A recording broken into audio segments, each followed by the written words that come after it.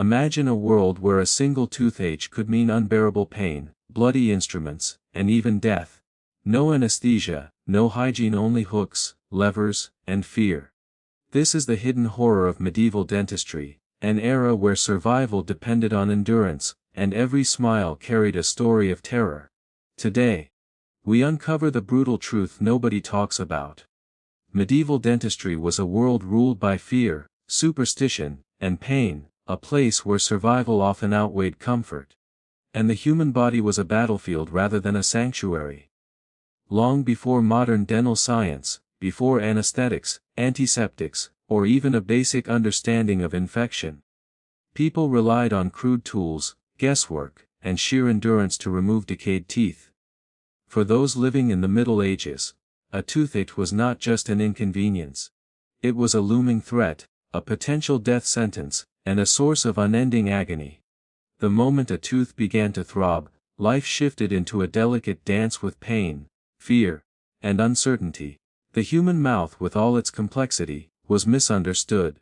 Teeth were often seen not merely as organs for chewing but as hosts for tooth worms, evil spirits, or signs of divine punishment. Decay, infection, or abscesses were interpreted through superstition rather than science. This meant that even before the dentist appeared, a patient was already immersed in dread, subjected to rituals, prayers, and remedies that promised relief but often delivered none. People would chew on herbs, apply poultices, or recite incantations, all in the hope of warding off pain that they could neither control nor fully understand. The tools of medieval dentistry were terrifying by modern standards. Iron instruments, heavy and unrefined, were adapted from trades like blacksmithing or leatherworking. Forceps were thick, claw-like, and designed for brute strength rather than precision. Levers and hooks were used blindly, prying teeth from jaws with little regard for tissue, nerves, or bone. Knives were applied freely to gums, cutting away flesh to expose stubborn teeth. There were no mirrors, no lights beyond torches or sunlight, and certainly no gloves or sterilization. The dentist worked by feel, relying on instinct, experience, and sometimes sheer luck to remove a tooth. Patients were restrained in various ways. Leather straps, assistants pressing down arms and legs, or the patient's own teeth biting onto pieces of wood were common methods to prevent sudden movement. Even a simple twitch could result in a broken jaw, torn gums, or shattered tooth fragments embedded in soft tissue. The combination of restraint, sharp iron, and unmitigated force created a scene that was part medical procedure, part torture chamber. Screams and cries were inevitable, yet considered normal, a necessary accompaniment to extraction. Infections were rampant. Without knowledge of bacteria or antiseptic practices, wounds were left open to heal naturally, often filled with cloth, herbs, or ashes. Blood and saliva mixed freely, creating a perfect environment for abscesses, gangrene, or systemic infection. The patient's survival was precarious. A tooth extraction that went well might still be followed by fever, swelling, and death. Families watched helplessly, praying that their loved ones would endure, understanding that even the most minor procedure could turn fatal. Children were particularly vulnerable. Their smaller jaws made extractions more difficult, and their resistance, natural and understandable, often resulted in even more brutal restraint. Parents faced impossible choices. Allow their child to suffer in silence or submit them to the iron, straps, and blood that were the reality of dental care. Many children experienced multiple extractions over the course of their lives, leaving them scarred both physically and psychologically. Their early experiences with dental pain shaped fear, behavior, and social interaction for decades. Women faced unique challenges. Tooth pain interfered with the responsibilities of running a household, preparing meals, and caring for children. Swelling, infection, or lingering pain made these daily tasks more arduous. Yet women were subjected to the same brutal methods, often without any attempt at comfort. The social expectation to endure in silence compounded physical suffering with emotional stress. Even adults of wealth or status were not spared. merchants, nobles, and skilled craftsmen might access slightly better tools or more private settings, but the pain remained universal. Teeth were extracted with iron forceps or levers, sometimes one by one, sometimes multiple at once. The loss of teeth altered facial structure, made chewing difficult, and sometimes left permanent disfigurement. Survival was the only reward for enduring the brutality. Medieval dentistry was also a public spectacle. In marketplaces or fairs, extractions became a communal event. The dentist's tools were displayed as both warning and advertisement. Spectators watched, learning lessons in obedience and endurance through others' pain. This public nature intensified fear, humiliation accompanied physical suffering, making survival not just a personal trial but a social ordeal. Psychologically, the anticipation of dental work often exceeded the pain of the procedure itself. People lived with constant anxiety, fearing the arrival of the dentist, the throb of a toothache, and the potential for permanent damage or death. Sleep was often impossible, meals were avoided, and daily life became a negotiation between fear and necessity. In this way, medieval dentistry reached far beyond the mouth, embedding itself into the psyche of entire communities. Herbal remedies and rituals attempted to mitigate this terror, but they rarely worked. Cloves, sage, garlic, and honey were applied in the hopes of reducing pain or expelling tooth worms. Prayers, charms, and incantations were layered onto these applications, blending superstition with desperate hope. For the medieval mind, pain was not just physical, it was moral and spiritual. A reflection of sin, divine will, or personal weakness. Surviving an extraction became a measure of courage, piety, and endurance. Despite all these horrors, medieval dentistry was driven by necessity. Tooth decay, abscesses, and oral infections were deadly in a time before antibiotics. Extraction, brutal and terrifying as it was, offered the only hope of survival. It was a cruel form of mercy, removing the source of infection while leaving behind trauma, disfigurement, and lasting fear. Toothaches in the Middle Ages were more than a minor inconvenience, they were harbingers of suffering, isolation, and sometimes death. Unlike today, where pain can be numbed, infection controlled, and cavities repaired with precision, medieval people faced a world where dental decay was relentless and treatment was crude, if it existed at all. Understanding the origins of this pain helps us grasp why dentistry in that era was so terrifying, and why even the anticipation of an extraction could dominate a person's life. Dental decay was often rooted in diet. The medieval diet varied depending on social class, geography, and access to resources. For the wealthy, sugar, though rare and expensive, was gradually making its way into Europe. Honey, fruits, and sweetened pastries became a silent enemy, feeding bacteria that eroded enamel and created cavities. The poor meanwhile consumed coarse grains, hard breads, and meals often contaminated with grit from stone milling processes. These small particles wore down teeth over time, creating chips, cracks, and exposed nerves. Every bite carried the risk of exacerbating pain. Infections were common. A single cavity, if left untreated, could develop into an abscess, a swelling filled with pus that spread into the gums, jaw, or even the bloodstream. Without antibiotics, an abscess could be fatal. People did not understand bacteria. They believed that tooth pain was caused by worms, evil spirits, or divine punishment. This lack of knowledge did not lessen the agony, it only amplified fear. A swollen jaw, throbbing with pain, became a sign not only of physical suffering but of moral or spiritual imbalance. Symptoms of tooth decay were excruciating. A dull ache could progress into sharp, stabbing pain. Eating or drinking anything hot or cold intensified the sensation.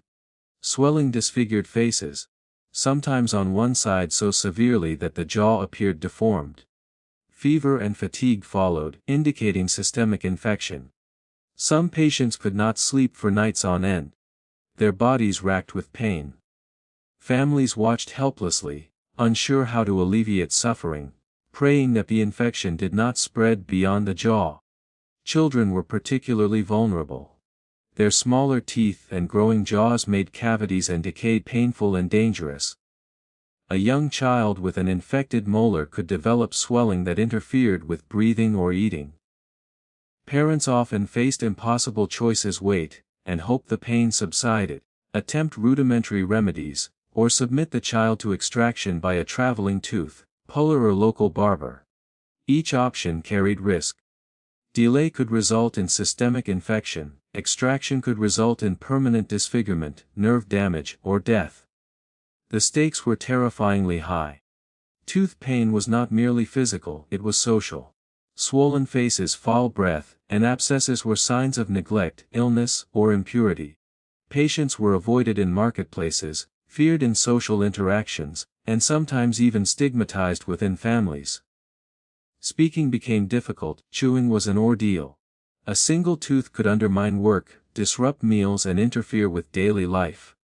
The psychological burden was immense.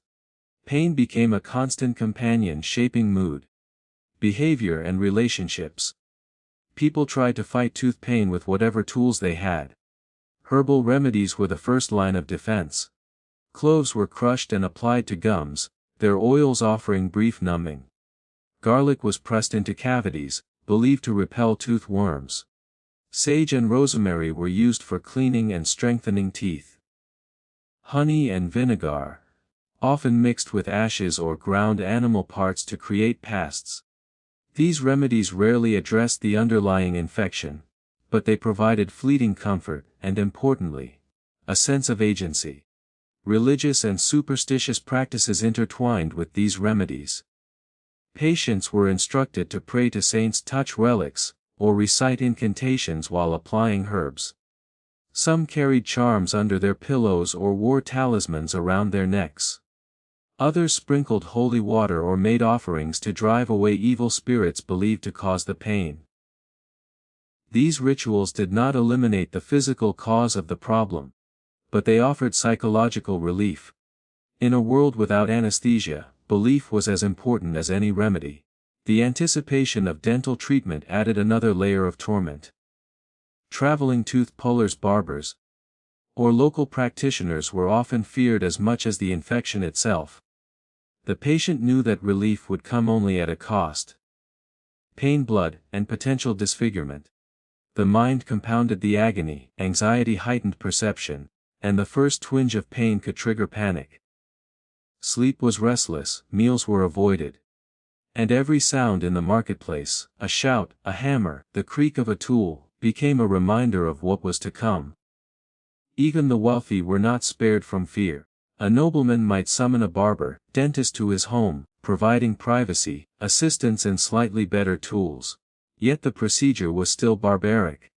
Iron forceps, hooks, and knives would tear flesh and bone, blood would flow, and infection could follow. The social advantage only slightly mitigated the terror. Pain remained universal, and survival was measured by endurance rather than comfort. Tooth pain also shaped communities. Public extractions served as warning and spectacle. Witnessing neighbors or strangers suffer taught obedience, endurance, and compliance. Children learned fear before experiencing it themselves.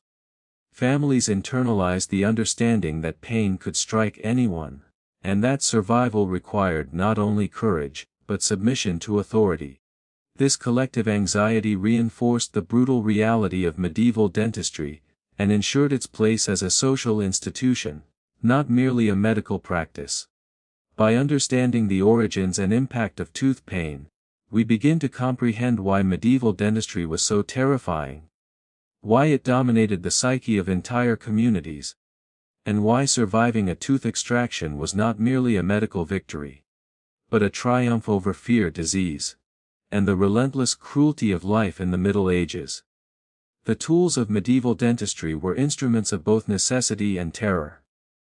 Unlike modern dentistry, where precision, hygiene, and patient comfort are paramount, medieval practitioners relied on brute force, intuition, and improvisation. Every instrument reflected a world in which pain was unavoidable, infection inevitable, and survival uncertain. To understand these tools is to understand the true horror of medieval dental care. Forceps were perhaps the most infamous of all. Thick, claw-like, and designed for maximum grip, they were used to extract teeth with minimal concern for surrounding tissue. Dentists applied leverage, twisting and pulling until the tooth surrendered. Resistance was met with more force, and if the tooth broke mid-extraction, fragment removed by hand, or with hooks. Bleeding was profuse. Nerve endings screamed. Swollen gums and cracked jaws were common outcomes. Survival, not comfort, was the measure of success. Hooks and levers were equally terrifying. Curved like talons or sharpened like knives, they were inserted blindly into the mouth, probing between tooth and jawbone. These instruments could slip, tearing the soft tissue, nicking nerves, and leaving jagged fragments behind. In some cases, the dentist would use these tools to manipulate the tooth over hours, forcing it out gradually. The sound of metal scraping against enamel and bone became a constant reminder of impending pain. Knives were also used in dental procedures. Small but sharp, they were applied to gums to expose hidden or stubborn teeth. Sometimes the knife was used to cut away infected tissue, sometimes to loosen the tooth itself. The lack of antiseptics meant that any cut could introduce infection, turning a minor procedure into a potential death sentence. Patients were fully conscious throughout, their screams echoing in marketplaces, private chambers, or town squares. Drills existed in rudimentary forms. Bow drills, originally designed for woodworking or crafting, were sometimes pressed into decayed teeth to break them apart. The vibrations caused nerve pain beyond imagination, and fragments of enamel or dentin could lodge in the gums, prolonging agony. These drills, slow and crude, were considered innovative at the time. Yet their use exemplified the terrifying improvisation that defined medieval dentistry. Hot instruments were another horrifying option. Heated rods or irons were applied directly to teeth or gums, intended to cauterize or destroy perceived evil forces within the tooth. The intense heat seared soft tissue, increasing swelling and pain rather than alleviating it. Smoke from these instruments filled small rooms or open marketplaces, creating an almost ritualistic scene, where fire, blood, and metal combined to produce a spectacle of suffering. Animal parts were occasionally used in remedies or procedures. Crushed frogs, worms, or insects were applied to decayed teeth, mixed with honey or vinegar. Belief held that one creature could absorb the malevolent influence of tooth worms. The smell, texture, and stickiness often worsened discomfort. But these measures reflected the medieval attempt to exert control over forces that were not understood. Pain became intertwined with superstition, making the experience psychologically as well as physically excruciating. Restraint was essential when using these tools.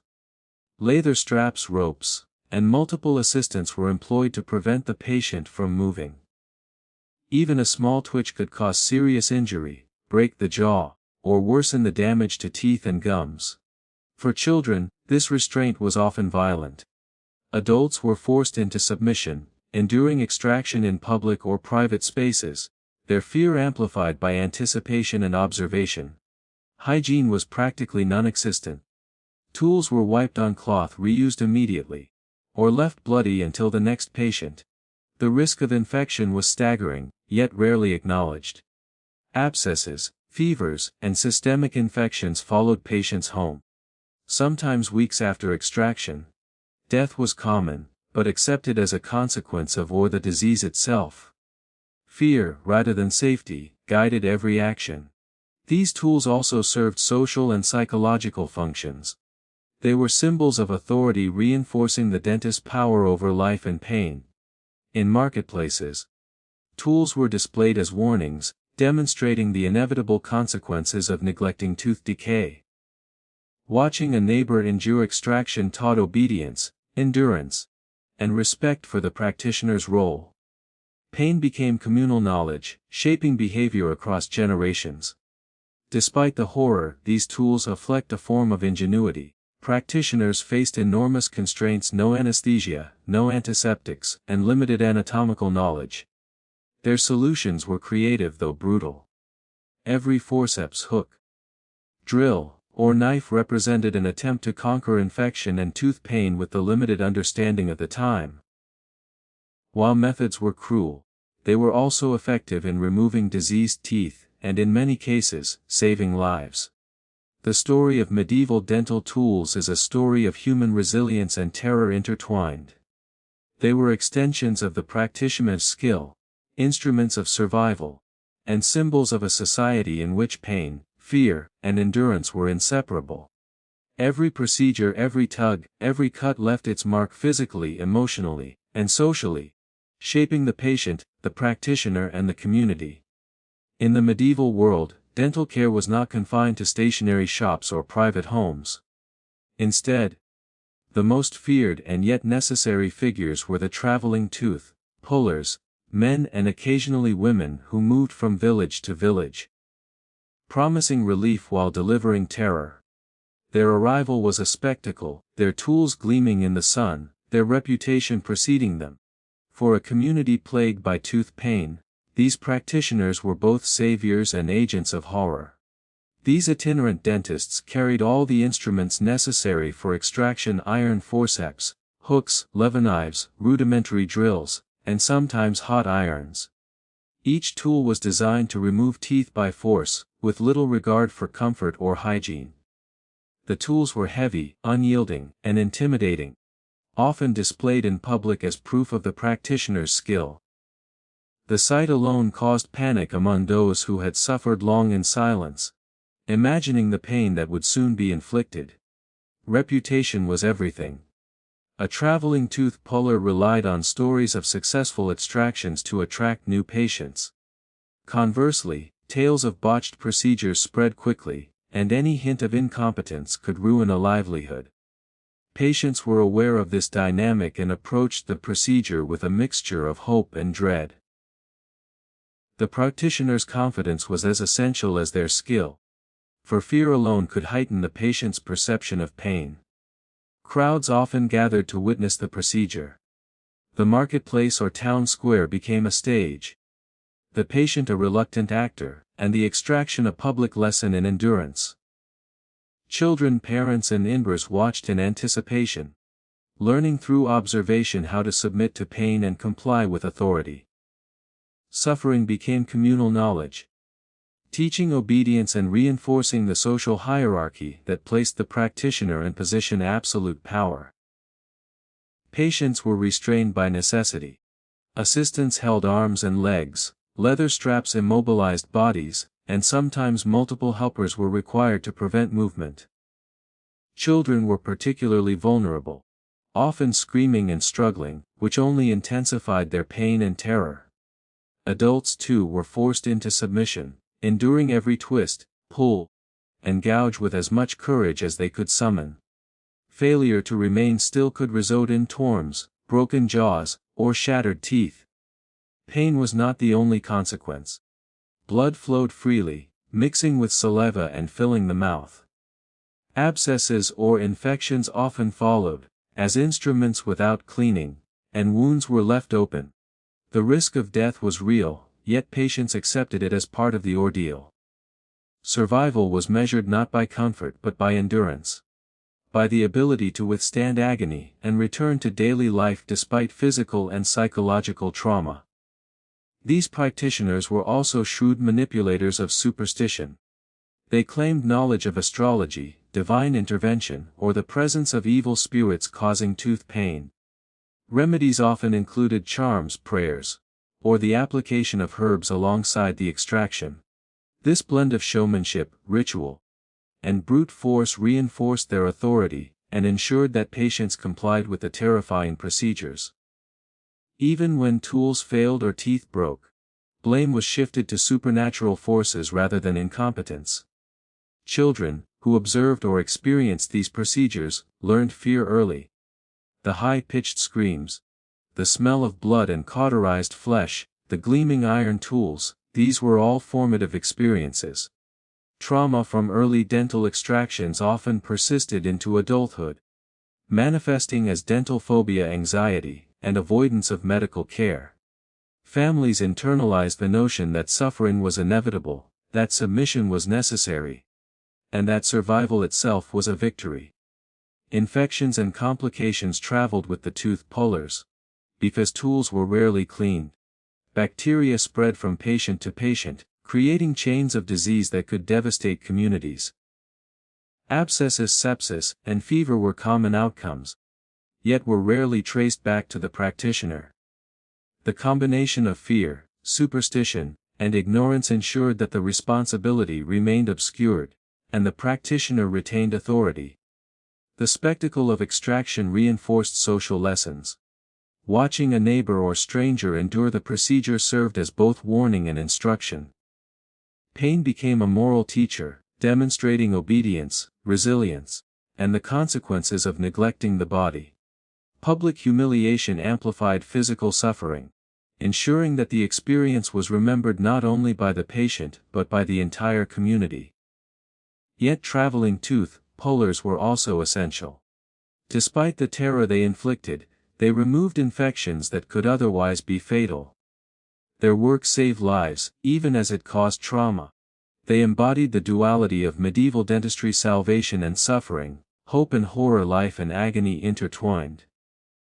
These itinerant practitioners, moving from town to town, forged a legacy that was both fearsome and formative. They influenced perceptions of pain, authority, and medical care for generations. In their wake, communities learned endurance, families learned vigilance, and children learned terror.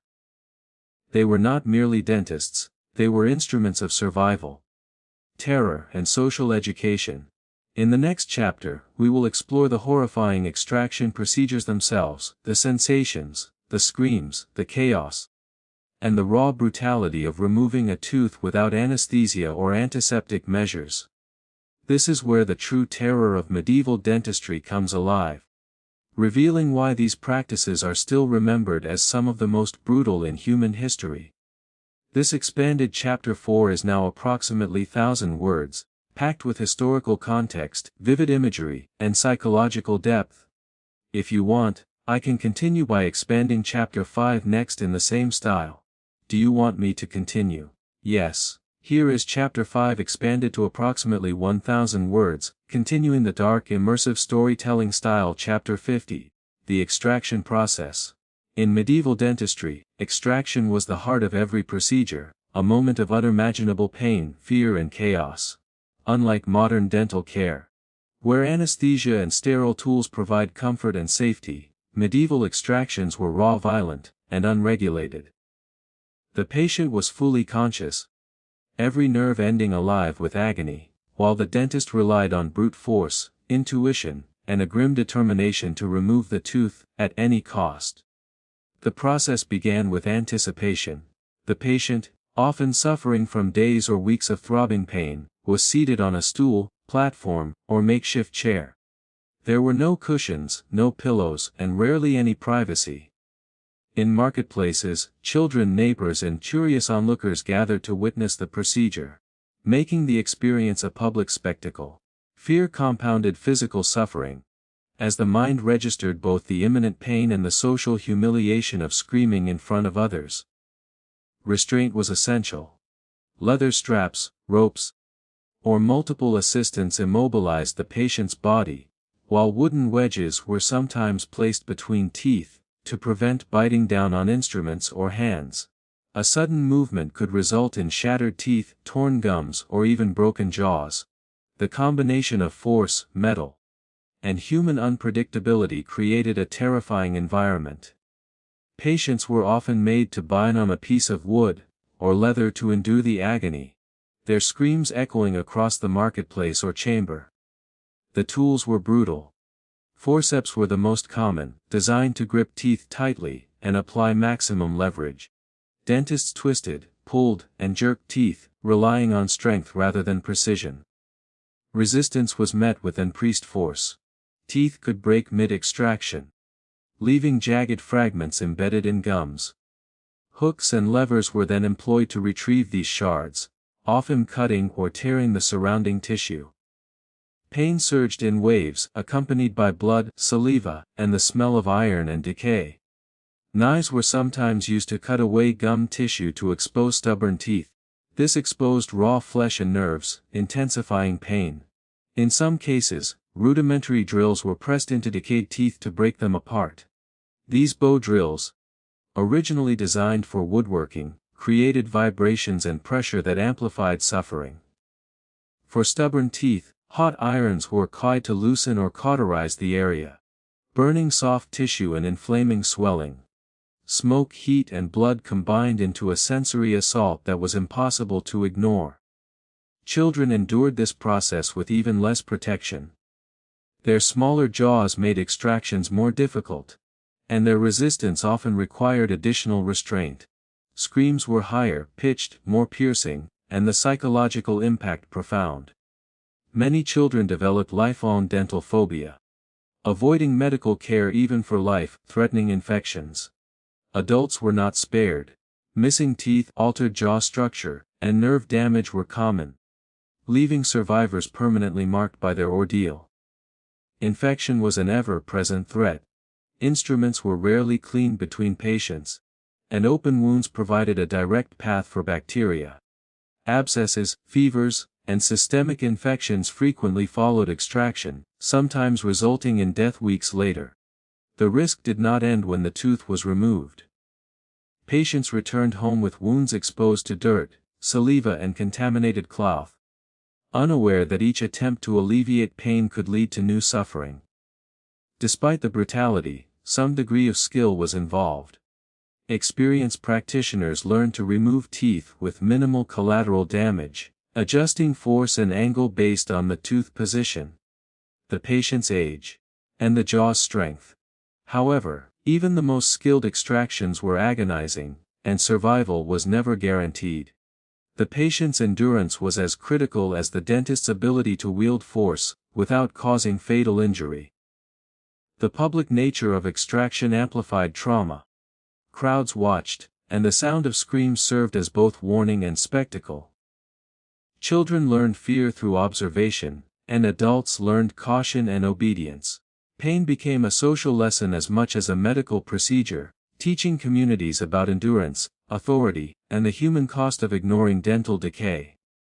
Herbs, poultices, and prayers were sometimes applied before, during, or after extraction.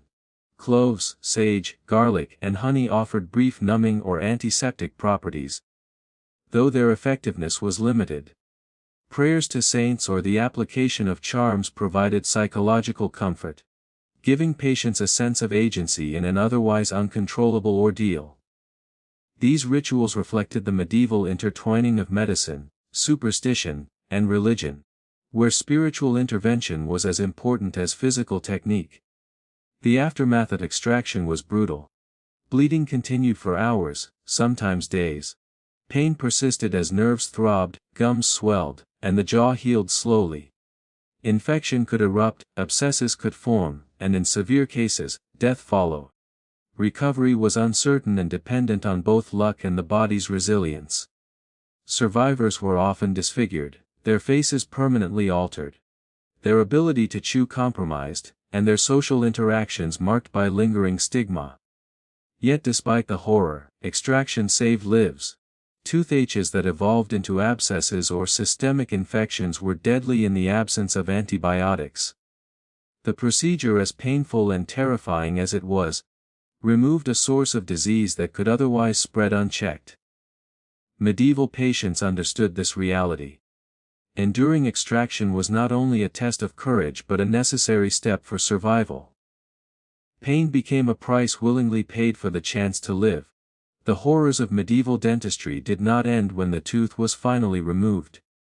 In fact, for many patients, the extraction was only the beginning of a new and often more insidious ordeal. Bleeding, swelling, infection, and psychological trauma haunted survivors for days, weeks, or even years. In a world without antiseptics, antibiotics, or proper understanding of hygiene, every extraction carried the potential for life-threatening complications. Immediately after the procedure, patients often faced excessive bleeding. Without knowledge of clotting or sterilization, wounds were left exposed, covered with cloth or herbal poultices that offered minimal protection. Blood mixed with saliva and the remnants of the extracted tooth, creating a gruesome tableau that only added to the terror. Many patients fainted from pain, shock, or blood loss, while others remained conscious, their bodies racked with waves of agony. The sensation of an empty socket, raw and exposed, was unlike anything experienced before or since, an open wound where bone and nerve endings were vulnerable to the elements. Infection was the most dreaded consequence. Instruments rarely cleaned transferred bacteria from one patient to another, while the open wound provided a perfect gateway for pathogens. Abscesses formed easily, swelling the jaw, creating fever, and sometimes spreading infection to the bloodstream. Sepsis was a silent killer, often claiming lives days or weeks after a seemingly successful extraction. Families observed helplessly as loved ones who had endured the agony of the dentist now succumbed to infection, their suffering prolonged and intensified by the very procedure intended to save them. Pain persisted long after the extraction. Nerve endings throbbed, gums swelled, and eating became a struggle. Survivors often adapted their diets, consuming only soft foods or avoiding meals that required significant chewing. The mouth, once a source of nourishment, became a site of constant vigilance. Every bite, every temperature change, every small irritation triggered pain that reminded them of the trauma endured. Chronic discomfort became a lifelong companion for many, shaping daily routines and habits. Facial disfigurement was another consequence. Multiple extractions or aggressive procedures often altered the shape of the jaw and mouth. Missing teeth caused lips to collapse inward, cheeks to sink, and speech to slur. Appearance was a constant reminder of suffering, and social interactions were affected. Individuals with noticeable disfigurement could be stigmatized, avoided, or mocked. The social cost of surviving dental procedures added another layer of trauma, making recovery not only physical but psychological and social as well. Children were uniquely affected. Early exposure to extraction pain and restraint created lasting dental phobias. Many grew into adults terrified of any dental intervention, avoiding treatment even when necessary, which perpetuated cycles of decay, infection, and suffering.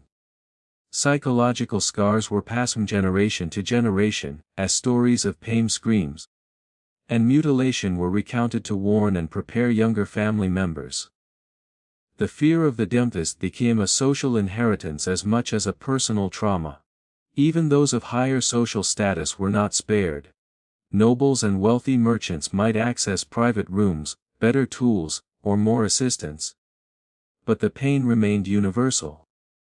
Their teeth, however, might be better cared for in childhood, delaying decay and reducing the number of extractions required. Yet when procedures were necessary, the consequences, swelling, infection, disfigurement, were the same. Survival required endurance, patience, and sheer luck. Regardless of wealth, communities as a whole were shaped by these experiences. Public extractions, witnessed by neighbors and passers-by, served as lessons in obedience, endurance, and the consequences of neglect. Pain was moralized, suffering became an instrument of social control. Individuals internalized the expectation that they must endure agony quietly, while the spectacle reinforced communal norms of compliance and resilience. Fear, humiliation, and observation intertwined to create a powerful social education in pain management, an education that few escaped unscathed. Rituals and remedies continued after the extraction. Herbal poultices, prayers, charms, and incantations were applied to encourage healing and ward off infection. Cloves, sage, honey, and vinegar were popular, often mixed into pastes applied directly to the wound. While these measures offered minimal actual protection against bacteria, they provided psychological comfort, allowing patients to feel some control over their recovery. In a world without modern medicine, belief and ritual were as important as technique. Long-term effects were profound. Repeated extractions caused lifelong challenges in eating, speaking, and social interaction, chronic pain, jaw weakness, and facial disfigurement altered daily life. Survivors carried not only the physical marks of their ordeal, but also the psychological imprint: fear of pain, anxiety around medical care, and deep-seated mistrust of anyone wielding tools near the mouth. The shadow of medieval dentistry lingered far beyond the immediate procedure. Ultimately, the aftermath of extraction reveals the true cruelty of medieval dentistry. Survival was measured in endurance, not comfort or recovery. Every procedure carried risk. Every wound was a potential gateway for infection, and every loss of a tooth altered both body and mind. Patients lived in a constant state of vigilance, aware that decay could strike again, and that the next extraction could be just as brutal. Chapter 6 demonstrates that medieval dentistry was not merely a medical practice, but a prolonged trial of human resilience. It combined physical suffering, psychological trauma, social consequences, and the ever-present threat of death. Pain was unavoidable, infection inevitable, and survival uncertain. The tooth puller or barber, dentist provided relief, but at a cost that extended far beyond immediate extraction. In the next chapter, we will delve into the horrifying array of instruments themselves, the hooks, levers, drills, and hot irons that made medieval dentistry a nightmarish combination of medicine, superstition, and terror. Understanding these tools provides insight into how people endured, adapted, and survived in a world where tooth pain could dominate life and death. The medieval dentist arsenal was as terrifying as it was primitive. The tools used to extract teeth were not designed with comfort or hygiene in mind. They were designed for one purpose: to remove teeth by any means necessary. These instruments, forged from iron and adapted from other trades, became symbols of both survival and horror. Understanding them gives a glimpse into the brutality and ingenuity of medieval dentistry. Forceps were the cornerstone of extraction. Thick, claw-like, and unyielding, they were used to grip teeth tightly and apply maximum leverage. Dentists relied on strength rather than precision, twisting and pulling until the tooth came free, or until it shattered. When teeth broke mid-extraction, fragments were dug out using hooks or knives, often tearing surrounding tissue in the process. The sound of metal against enamel, the sight of blood-soaked mouths, and the patient's screams created an environment of terror that was as psychological as it was physical. Hooks were equally fearsome. Curved like talons or sharpened to a point, they were inserted blindly between tooth and jawbone to manipulate stubborn teeth. These hooks could slip, gouging gums, cutting nerves, or leaving shards of enamel embedded in soft tissue. In some cases, the dentist would spend hours adjusting the tooth's angle, applying pain with each movement.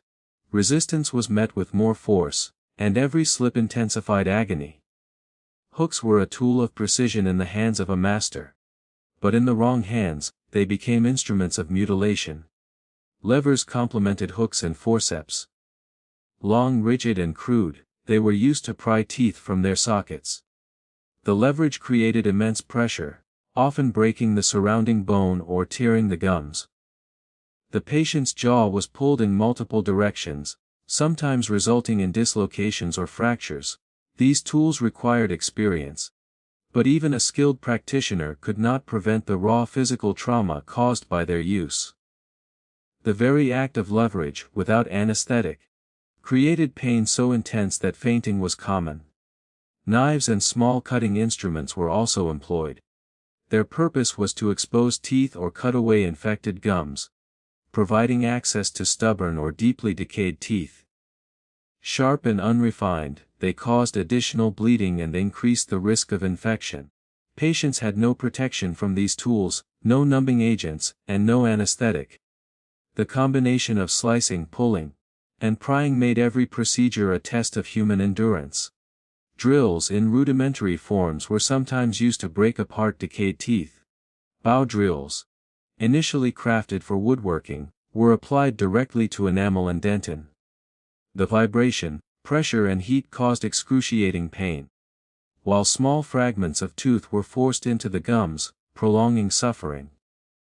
These drills were considered innovative at the time. Yet their application reflects the improvisation and cruelty inherent in medieval dental practice. The drilling process was slow, agonizing, and unpredictable, often requiring repeated attempts before the tooth could be removed. Hot irons added another layer of terror. Heated rods or tongs were applied to teeth or gums to cauterize or destroy the perceived cause of decay, often the mythical tooth worm.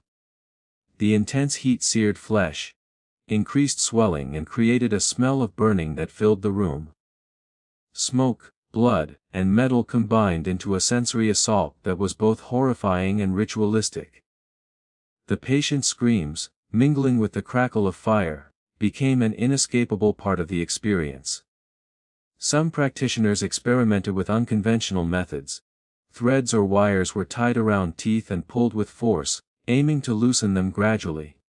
Animal parts, herbs, or ashes were sometimes applied to the socket after extraction, believed to ward off evil spirits or infection. While these techniques reflected creative thinking, they rarely reduced pain and often increased the risk of complications. The boundary between medicine, superstition, and ritual was blurred, and patients suffered for both reasons. Hygiene was practically non-existent. Instruments were wiped on cloth or left bloody between patients.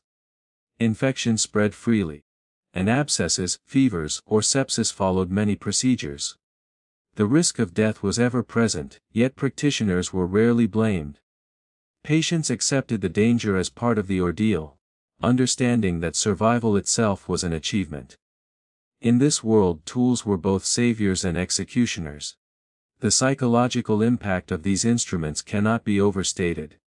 The mere sight of forceps, hooks, or drills could trigger panic, anxiety, and dread. Children and adults alike learned fear through observation and personal experience. The tools were not only physical devices but symbols of authority and inevitability. Public extractions reinforced this power, teaching communities that pain was unavoidable, and endurance necessary. Yet within this terror, there was a grim form of ingenuity. These tools allowed practitioners to remove teeth, and in doing so, prevent death from systemic infection. They represented the best available technology of the time, a brutal but effective response to a deadly problem. Each instrument tells a story of human ingenuity constrained by ignorance, superstition, and necessity. Medieval dentistry was not merely a physical procedure, it was an intricate dance of pain, fear, and belief. The act of extracting a tooth was interwoven with rituals and superstitions, designed to influence not only the body but the mind. In an era where understanding of infection, bacteria, and anatomy was limited, psychological tools became as important as instruments. The rituals surrounding dental care reveal a world in which fear and faith were inseparable from medical practice. Before a single tool touched flesh, patients were often subjected to elaborate ceremonies. These rituals served multiple purposes. They provided comfort, reinforced authority, and prepared the mind for inevitable pain. Priests, healers, or the practitioner themselves might recite prayers or blessings over the affected tooth. Holy water was sprinkled, charms were pressed into the mouth, and relics of saints were placed nearby. Patients were instructed to focus on these symbols, to believe that divine forces could mitigate pain or ward off evil spirits responsible for their suffering. Superstition permeated every aspect of the process. Toothaches were often attributed to tooth worms, evil spirits, or divine punishment. Charms made from herbs, metal, or even animal teeth were worn around the neck or hidden under pillows. Specific incantations were whispered to drive malevolent forces away from the mouth. Some rituals required timing the extraction according to the moon, planetary alignment, or religious calendar. A tooth pulled on the wrong day could be believed to cause death, deformity, or lifelong misfortune. This combination of ritual and superstition amplified fear, but also offered a structured framework for understanding and controlling the otherwise uncontrollable experience of pain. Herbs played both practical and symbolic roles. Cloves, sage, garlic, and other plants were applied to numb the pain or prevent infection, but they also carried mystical properties. Honey vinegar and ashes were mixed into pastes, applied to the wound, or used in oral rinses. Patients believed these substances could draw out evil spirits or cleanse the body. Even when the remedies had little physiological effect, the rituals gave a sense of agency. A feeling that the patient was participating actively in their own survival. Public rituals intensified psychological pressure. In marketplaces or town squares, extractions became performances. Crowds gathered to watch, learn, and reinforce communal norms. Screams were expected and sometimes encouraged, demonstrating that the ritual was working. Children learned fear through observation, and neighbors internalized lessons about endurance, obedience, and submission to authority. The dentist, wielding force and ritual alike, became a figure of both terror and reverence. Pain was moralized, enduring it marked a patient as brave, faithful, and resilient. Timing was often critical in ritualized dental procedures. Astrological charts were consulted to determine the most auspicious day for extraction.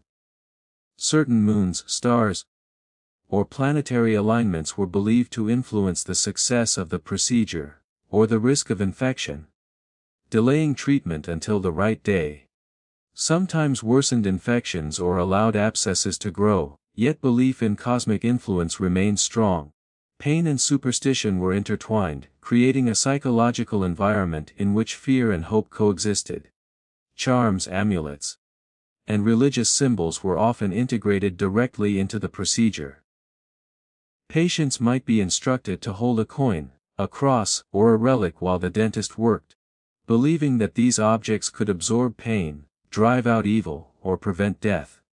Some were required to recite prayers aloud or make offerings, reinforcing the notion that suffering could be controlled through obedience, faith, and ritual. These acts transformed extraction into a complex interplay of medicine, psychology, and cultural expectation. The combination of physical pain and psychological manipulation created a form of controlled terror. Patients learned to anticipate, dread, and endure. The fear of extraction became as powerful as the actual sensation of pain. Chronic dental anxiety, phobias, and trauma were common, passed from one generation to the next through stories, observation, and social reinforcement. Communities internalized a collective understanding of endurance and compliance, shaped by both ritual and suffering. Rituals were not limited to preparation. After extraction, patients continued to perform ceremonies to ensure healing and prevent infection. Herbs were applied, prayers recited, and charms placed near the wound. Some cultures buried the extracted tooth, burned it, or threw it into a river to prevent evil forces from returning.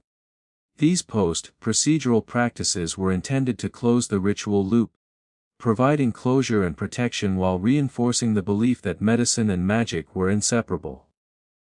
The interplay of tools, superstition, and ritual created a unique psychological environment. Fear amplified pain, yet rituals provided a sense of control and meaning. Even when the physical outcome was brutal, the patient's belief in the efficacy of the ritual could reduce perceived suffering. This combination of physical and psychological intervention demonstrates the sophistication, however misguided, of medieval approaches to pain management. Children in the Middle Ages experienced dentistry in its most brutal and formative form.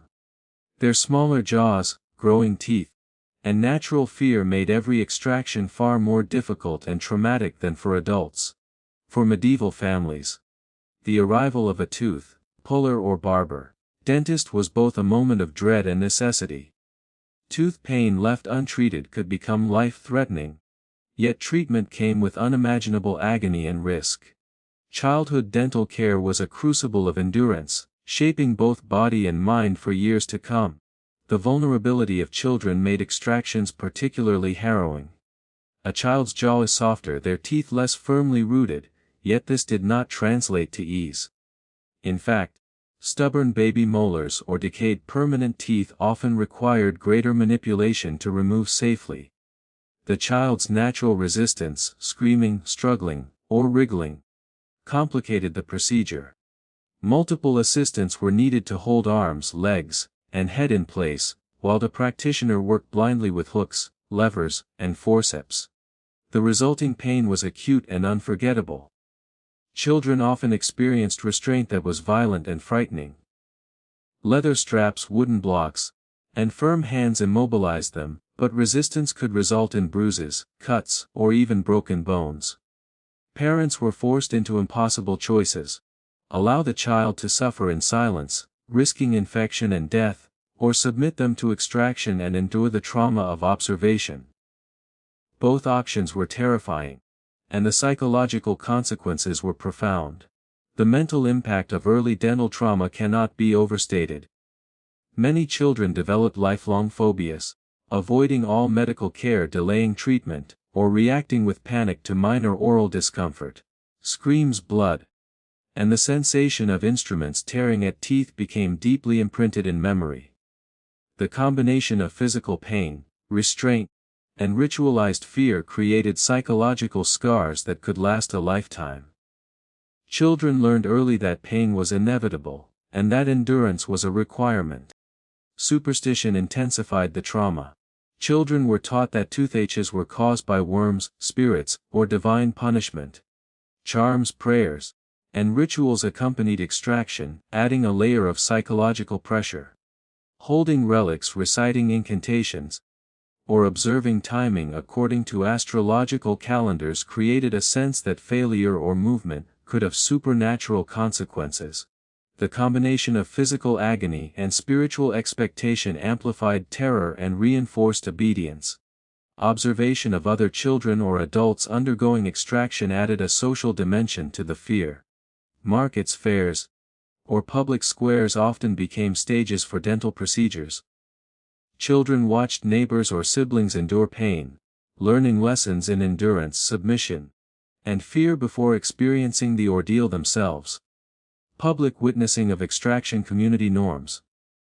Suffering was unavoidable, submission was required, and survival was proof of courage. Diet and daily life were also affected.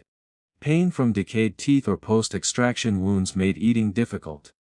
Soft foods were preferred, while hard grains or raw vegetables could trigger intense pain. Children were often restricted in play and activity, to avoid aggravating the jaw or mouth. Sleep was frequently disrupted by throbbing pain or swelling. The impact of dental problems extended far beyond the extraction itself, affecting nutrition, growth, and overall health. Infections were particularly dangerous for children. Open wounds combined with unsterilized instruments and unsanitary living conditions created a perfect environment for bacteria. Abscesses, fevers, and systemic infections were common, sometimes proving fatal. Families faced the grim reality that a procedure meant to relieve pain could inadvertently become a death sentence. Survival was uncertain, and the psychological weight of this reality shaped both children and parents. Despite the horrors, some attempts were made to reduce suffering.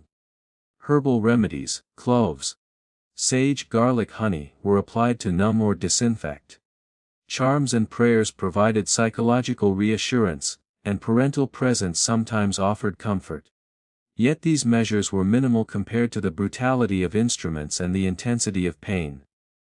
Survival relied on resilience, obedience, and the body's natural capacity to heal. The trauma of childhood dentistry also influenced future generations. Stories of pain, extraction, and superstition were recounted to siblings, neighbors, and community members. Children learned to fear the dentist long before their own teeth required treatment. Dental anxiety, avoidance, and cultural fear became inherited patterns, passing trauma from generation to generation. Early exposure to A-shaped attitudes toward medicine, authority, and endurance, creating a lasting psychological legacy. In some cases, children endured multiple extractions over the course of their lives. Decayed teeth were common due to diet, hygiene, and genetics, and repeated encounters with the dentist reinforced fear and trauma. Each procedure compounded the physical and psychological toll, leaving children permanently altered in appearance, speech and emotional resilience. The loss of teeth affected chewing, facial structure, and self-esteem, creating long-term consequences that extended into adulthood. Dental trauma in the Middle Ages did not end at the moment of extraction. The physical and psychological effects extended far beyond the procedure, shaping social interactions, community perceptions, and personal identity. Teeth were not merely functional, they were symbols of health, status, and morality. The consequences of tooth loss, chronic pain, or disfigurement reached deep into the social fabric of medieval life. Facial appearance was heavily influenced by dental health. Missing teeth, sunken cheeks, or altered jawlines affected speech, expression, and self-perception. Individuals with noticeable disfigurement were sometimes stigmatized, avoided, or ridiculed. The social cost of surviving dental procedures was real. One's physical appearance could determine social acceptance, marriage prospects, and professional opportunity. A missing tooth was more than a medical issue, it was a visible mark of vulnerability. Chronic pain also shaped daily life. Survivors adapted eating habits to avoid aggravating sore or weakened jaws. Soft foods became staples while hard bread, vegetables, and meat were avoided. Meal preparation, social dining, and communal feasts required adjustment. Pain affected work performance as well. Manual laborers found it difficult to chew and consume sufficient nutrition, while scholars or clerics suffered mental distraction due to persistent throbbing. Pain became a constant companion, influencing every aspect of life. Communication was affected as well. Speech patterns changed with missing or damaged teeth. Slurred or altered pronunciation could lead to misunderstanding or social ridicule. In some communities, individuals with noticeable dental trauma were thought to be less competent, less trustworthy, or less capable. The mouth, once a tool for sustenance and social interaction, became a site of limitation and judgment. Social perception of dental trauma extended to superstition and morality. Toothaches, decay, or extraction-related disfigurement were sometimes interpreted as divine punishment, evidence of moral failing, or the influence of evil spirits. Individuals bearing visible scars were thought to carry spiritual or moral blemishes, amplifying social stigma. Communities internalized these associations, reinforcing conformity, obedience, and fear. Pain and disfigurement were moralized, teaching lessons beyond the medical sphere. Children who experienced early dental trauma faced lifelong consequences. Beyond phobias, their social development was affected. Schooling, play, and interactions with peers were influenced by appearance and fear. Chronic pain or missing teeth created barriers to participation, affecting learning and socialization. Psychological trauma often compounded physical limitations, leaving lasting effects on confidence, resilience, and social identity. Even adults faced consequences in marriage and family life. Physical appearance influenced attraction and perceptions of health. Survivors with missing teeth or disfigured faces often faced prejudice, impacting relationships and social standing. Pain and functional limitations affected domestic roles, work performance, and economic productivity. Tooth loss, chronic infection, and visible scars shaped entire life trajectories. Communities internalized lessons from dental trauma. Public extractions and visible consequences of poor oral health served as warnings. Fear of pain, infection, and social stigma encouraged preventive measures, however rudimentary. Oral hygiene practices, limited though they were, became culturally reinforced. People avoided sweets, chewed herbs, and sought remedies not only to relieve pain, but to maintain social and spiritual standing. Teeth were a mirror of virtue, health, and survival.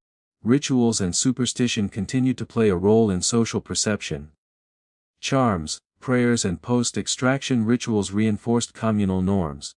Observers were reminded that pain, suffering, and survival were intertwined with morality, faith, and obedience. Individuals were taught that enduring agony demonstrated bravery and resilience, while avoidance or failure indicated weakness. Social education, in this case, was inseparable from medical practice. The cumulative effect of dental trauma shaped medieval identity. Individuals were defined not only by their skills, social status, or wealth but by their ability to endure pain, recover from extraction, and live with the consequences. Communities recognized and respected those who survived, while cautionary tales reinforced compliance, vigilance, and fear. Pain was a teacher, disfigurement a warning, and survival a badge of resilience.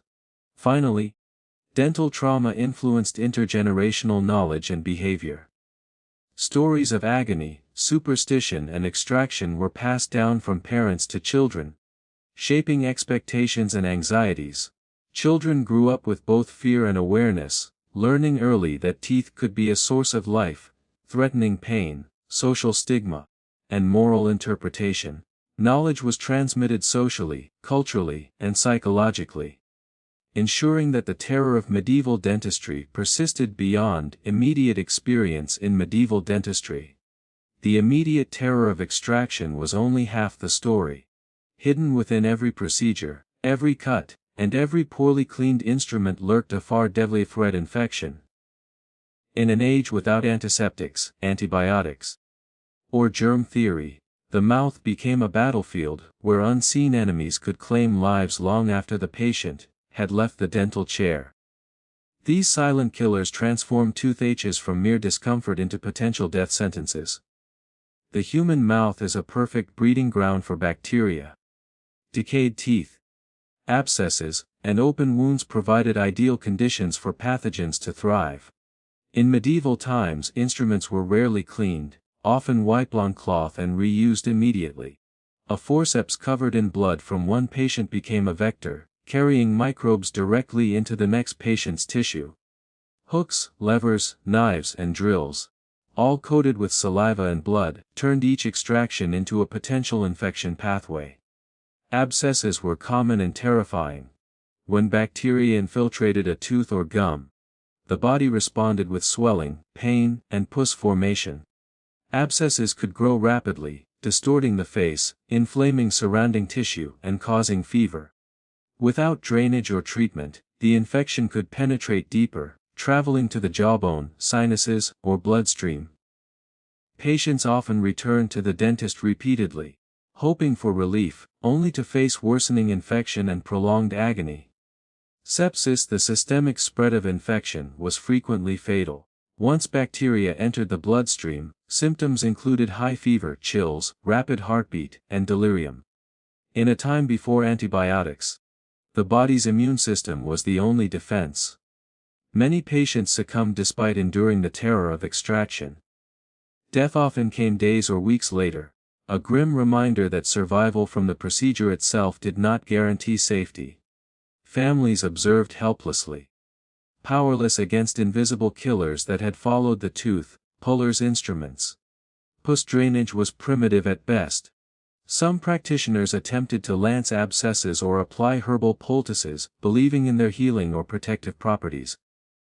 Cloves, sage, vinegar, and honey were used to cleanse wounds or soothe inflammation, but their effect on actual bacterial infections was minimal. Patients were instructed to apply compresses, rinse with herbal solutions, or recite prayers while the infection progressed internally. Psychological reassurance did little to prevent systemic complications.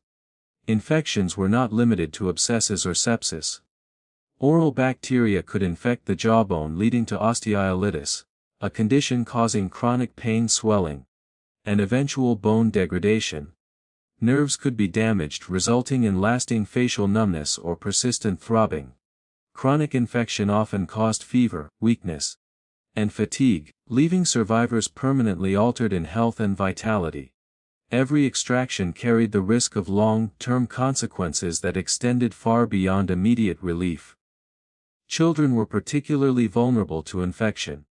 Their developing immune systems, smaller jaws, and early exposure to dental trauma made complications more likely. Abscesses could distort facial growth, impede nutrition, and lead to systemic illness. Mortality rates among children suffering post-extraction infections were tragically high, reinforcing the fear and dread surrounding dental care. families had to weigh the risk of leaving untreated against the potential for infection after extraction, a choice between two forms of danger. Hygiene practices or the lack thereof played a critical role in infection spread. Water for rinsing was often stagnant.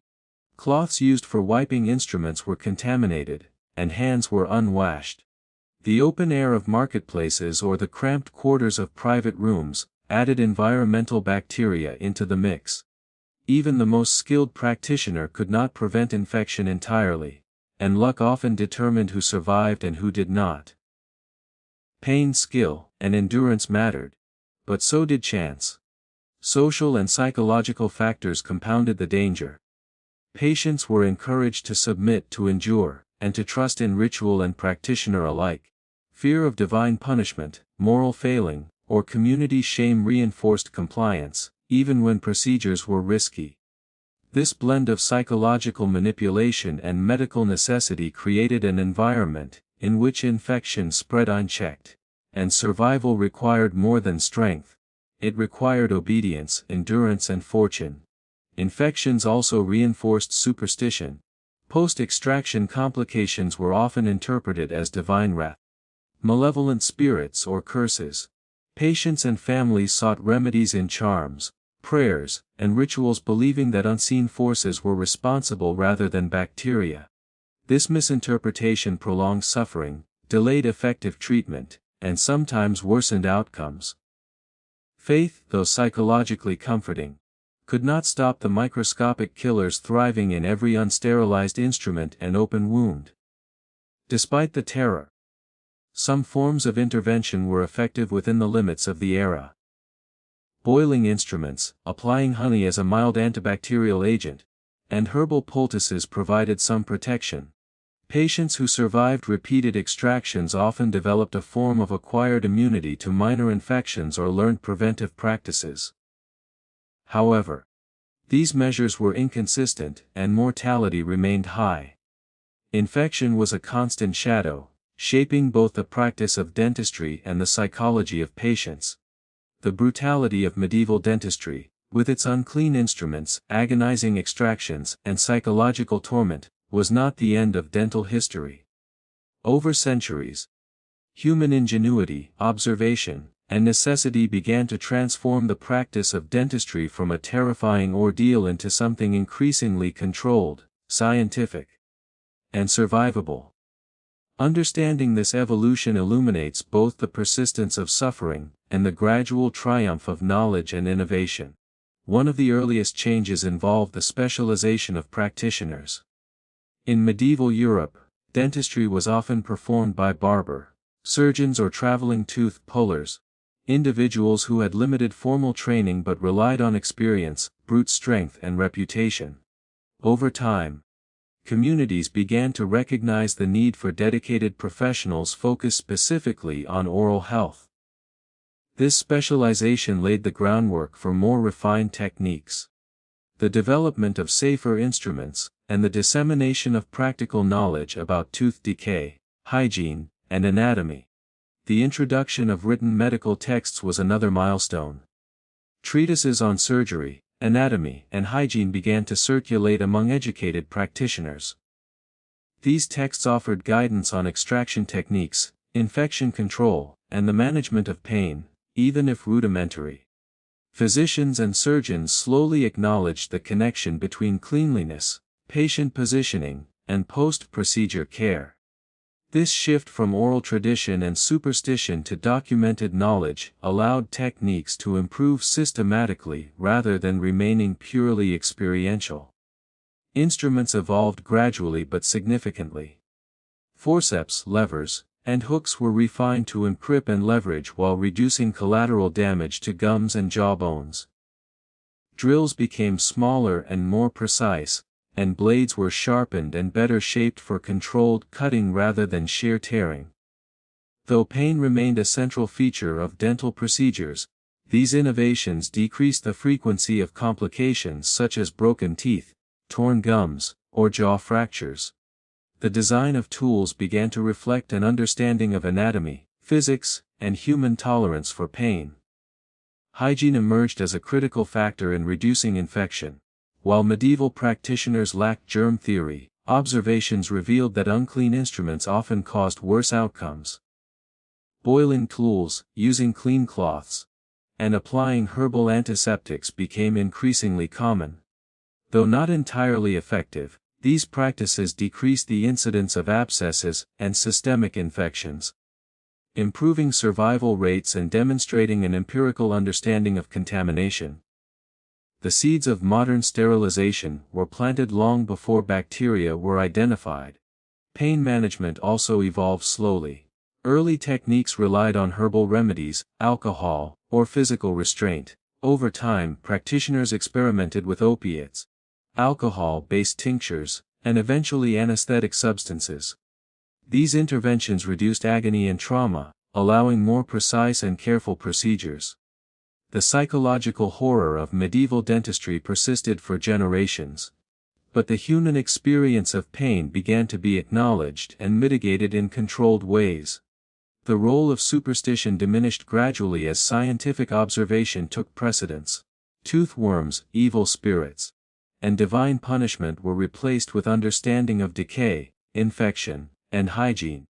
Education for patients and practitioners shifted from ritual compliance to empirical observation. Charms and prayers were still used in some areas, but the focus increasingly turned to practical methods for preventing decay and managing infection. Fear-based compliance was replaced by informed cooperation, reducing both psychological trauma and physical risk. Public health initiatives emerged to communitize the broader social impact of dental health. Poor oral hygiene and untreated infections threatened not only individuals but families, laborers, and soldiers. Efforts to promote clean water, herbal rinses, and basic oral care became more common. Children were educated about cleaning teeth with cloth twigs, or early toothbrush-like implements. Awareness of the social and economic consequences of dental neglect led to a cultural shift in the perception of oral health. From a matter of superstition and fear to a tangible element of well-being and survival. Education formalized further during the Renaissance and beyond. Universities and medical schools began incorporating dentistry into curricula, combining anatomy, physiology, and surgery. Practitioners learned precise extraction techniques, infection control measures, and post-operative care. Knowledge about tooth development, decay processes, and jaw structure allowed for preventive care and treatment strategies far superior to the brutal methods of the medieval era.